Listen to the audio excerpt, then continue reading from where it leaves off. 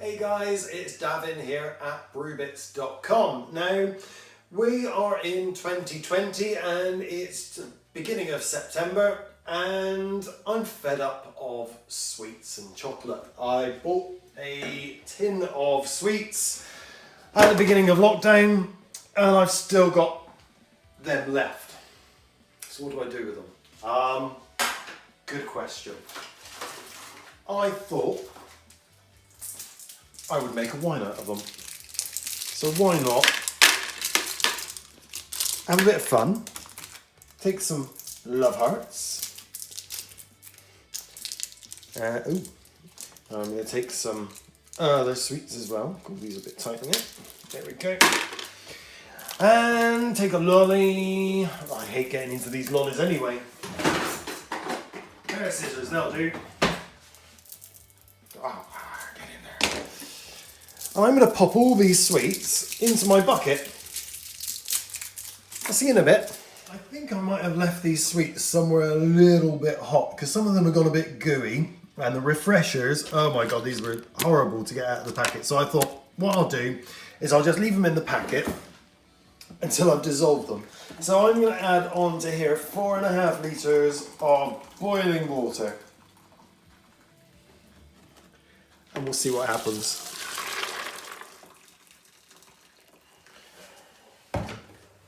Cool, so there's our 4.5 litres of boiling water. Now I've got no idea what the specific gravity is going to be like. I've got no idea what anything's going to be like. Look, see, look, it's still not dissolved, it's brilliant, I love it.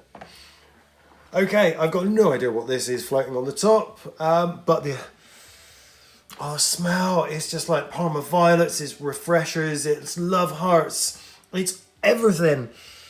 In one, like you've taken a mouthful. I'm going to take, when I see them floating, I'm going to take the bits and bobs out, but then I'm going to wait for it to cool down to 20 degrees C. Back to me a second, James. So I'm going to wait for it to cool down to 20 degrees C. In the meantime, I'll keep picking out little bits like the lollipops and stuff. And then I'm going to take our specific gravity with a hydrometer and find out what that is. And I might add a little bit more sugar if it's not quite high enough. And then we're going to ferment it out and see what it turns out like. So, if you've tried this, comment down below. We'll get back to you soon with some results. I've let it cool down and I've taken a sample in our trial jar so that we can test it with our hydrometer. Come on in, James, have a really good close look at this. Don't know if you can get that. It's coming out at 1.032. There's actually quite a lot more sugar in those sweets than I was expecting. So it's looking a little bit interesting. It looks like there's some fat formed like oil, and looking in the ingredients, it looks like there's things like palm oil and carbonara wax, or whatever it's called, and that seems to be what's floating on the top here. So I also noticed there were some other real fruits in these sweets, so just in case, I'm going to add some pectolase in, and I'm not going to add a huge amount of pectolase, but in it goes. Now, I know there's not going to be much in the way of nutrients in here for the yeast, so I thought I would add a teaspoon of yeast nutrient as well. So in that goes like so. And I thought the best thing to use here is a white wine yeast. So I'm just going to use Gervin's all-purpose white wine yeast.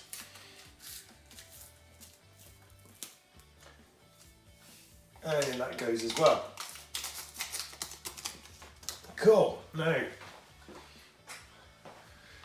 I'm going to use a stainless steel spoon and give it a good old stirring. I'm going to pour the sample from the trial jar back in because I sterilised my trial jar and my hydrometer. Lovely. Lid goes back on, but not fully. You see I've left a little bit over this side to let the gas escape. And now this is going to go into my warm cupboard at 20 degrees C for about a week. So it's going to be interesting to see what happens. Welcome to my warm cupboard. The Swizzle fermentation's been going for about 12 hours now, and you can see there's a nice foam starting to form on the top. So everything seems to be working. So let's see what happens in 7 days' time. Hey guys, for you it's just been a couple of seconds. For me, I've waited just over a week. Now the Swizzle wine absolutely kicked off when the yeast got going, and it went and it really flew for it. So I've actually left it a little bit longer than I wanted to. I only wanted to leave it for a week, but due to work and being absolutely flat out, I've had to leave it a little bit longer. So first thing I've done is I've taken a sample in our trial jar just to make sure that it had finished fermenting. It's coming out exactly 1.000. Come on in back in, James, and have a look at this, because it's actually really clear already, but as you can see, it's all this fat, wax, whatever it may well be, still just floating on the top. But anyway, that's not going to be a huge problem, because what we're going to do now is we're going to take our sterilised siphon and a sterilised demijohn, and we're going to transfer it using our siphon by just lowering it in the top and having a good suck and popping that in and letting it flow.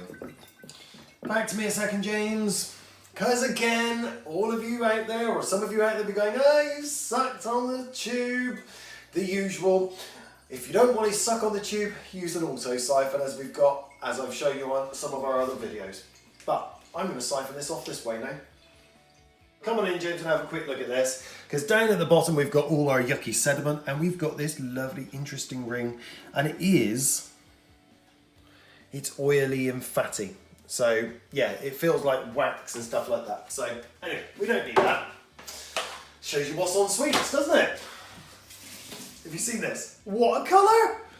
That's just from sweets. That's amazing. I wasn't expecting that. But now, in an airlock goes, and I've half filled our bubbles at the bottom with some sterilising solution.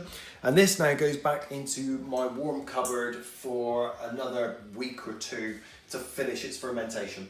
And hopefully we'll see some more bubbles coming through over the next few days. And once it stops, then we'll take another hydrometer reading, make sure it's finished, and then we'll get on to bottling it. Our sweet wine has been sat in my warm cupboard now for the last couple of weeks, and I know it's finished fermenting because it's actually started to clear. And so I've just pulled off a small amount in my trial jar. Come on in, James, have a quick look at this, and you'll see it's down at the 1.000. So we're ready to move on to the next stage. Come on back in, James. So I want you to have a look at all these bits and bobs. So I moved it from my warm cupboard to here, and I don't know if you can see, it is clear, but there's loads of little floaters around going on. So what we need to do now is we need to take it out of our demijohn, and I'm going to transfer it into a sterilised bucket, and I've got a siphon here, obviously sterilised. And then I've also got this little tiny bag. So this little tiny bag is normally what you use to help you strain hops out. And it's basically a straining bag, which is nice and fine. So what I'm going to do, gonna basically pop it over the end here, and tie a little knot. There we go. This is usually a lot easier if you've got two people, one to hold, but you can see it's quite easily done. And then that is hopefully going to stop any of, in it goes, there we go, hopefully it's going to stop any of these little bits getting up through the siphon and into our bucket. We'll soon see. And in it goes. So my little contraption here seems to have worked really well. We've got all of the waxy stuff still left up here around the top. And as you can see, my bag still covered it. And there's loads of bits actually floating down in the bottom. And come on down here, James, and you'll see that in the bottom here, in my bucket, it's really nice and clean. So let's get rid of that.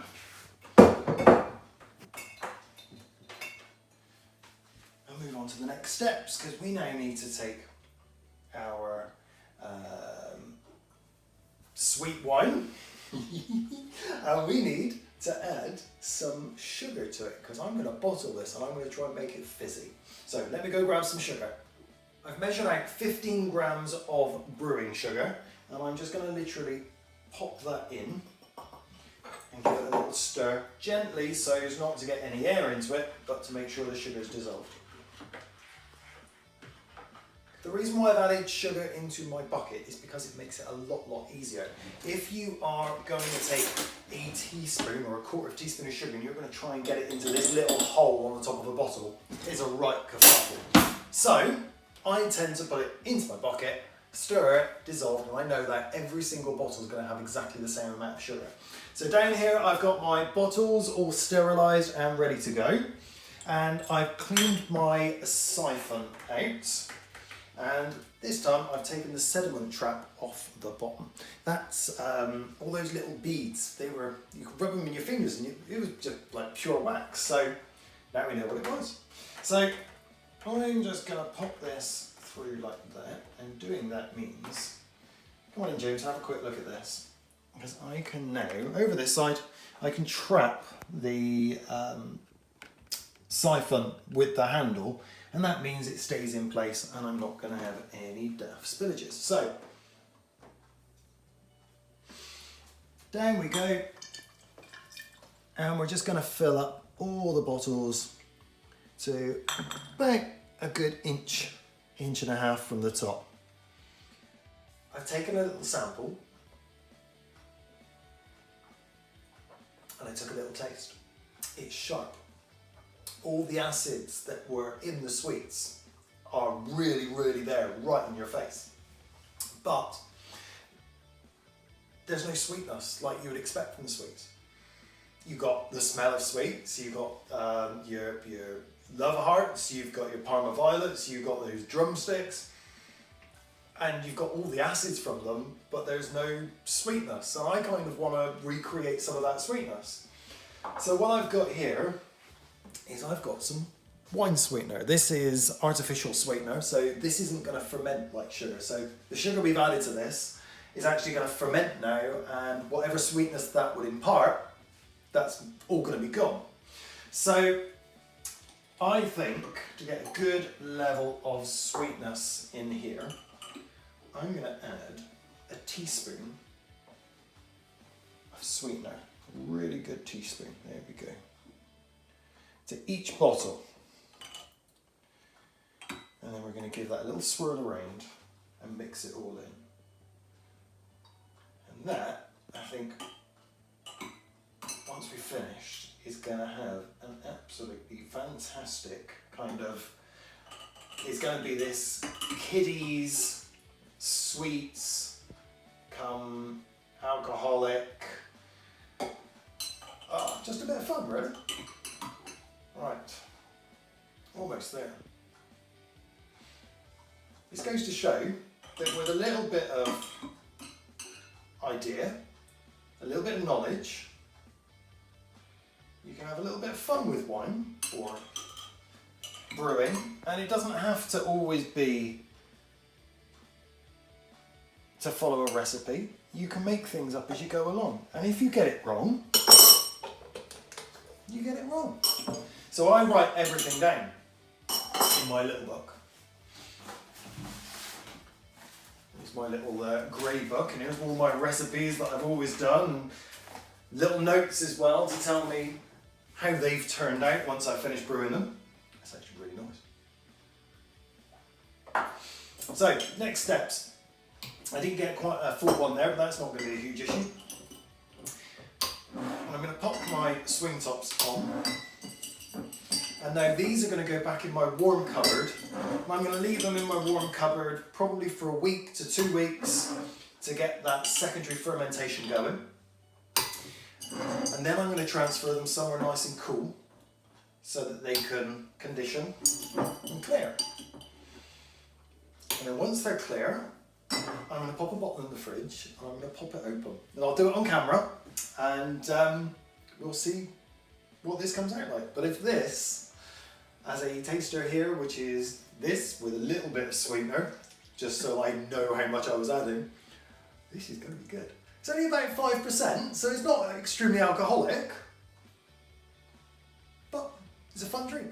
Anyway, I will let you know how this lot turns out. So, just as a recap, this goes back into my warm cupboard for 2 weeks, let the secondary fermentation go, and then somewhere cool for about another 3-4 weeks for it to clear. And as soon as it's clear, we'll pop one in the fridge, pop it open, and we'll see what it tastes like.